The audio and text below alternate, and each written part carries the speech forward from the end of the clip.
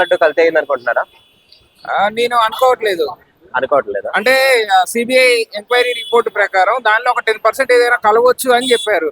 కానీ దానిలో అదే కలిసిందా, మాంసం ఏదన్నా కలిసిందా, నెయ్యి కలిసిందా అనే దాని గురించి మాత్రం నేనైతే అనుకోవట్లేదు. ఇదంతా రాజకీయంలో ఒక భాగం.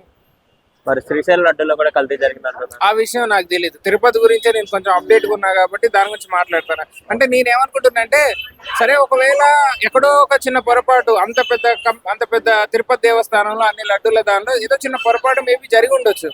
దాన్ని మనం కప్పిపుచ్చుకొని తొందరగా కంప్లీట్ చేసుకొని ఈ ప్రజలందరి మనోభావాలను రెస్పెక్ట్ చేసేలా ఉండాలి. కానీ కల్తీ జరిగిందని ప్రతిరోజు పోస్టర్లు, కల్తీ జరిగిందని ఈ రోజు రెండు కులాల మధ్యన కొమ్ములాట లాగా ఈ ఆంధ్రప్రదేశ్ తయారైంది. ఎంతవరకు నిజం ఇది?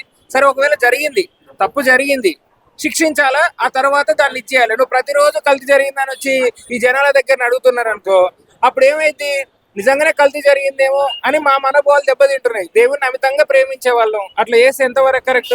సో ఈ రాజకీయాలన్నీ వీళ్ళు బంద్ చేసుకొని, తప్పు జరిగితే మీది తప్పు అయిందని వీళ్ళు ఆగాలి, లేదు మాది తప్పు అయిందని వాళ్ళు ఆగాలి. అంతేగాని ఈ కల్తీ ఇష్యూను నెక్స్ట్ 2029 ఎలక్షన్స్ వరకు తీసుకుపోయి అప్పటి వరకు ఏదో రాజకీయ లబ్ధి పొందాలని చూస్తున్నారు తప్పితే దీనిలో ఏం లేదు, నా అభిప్రాయం.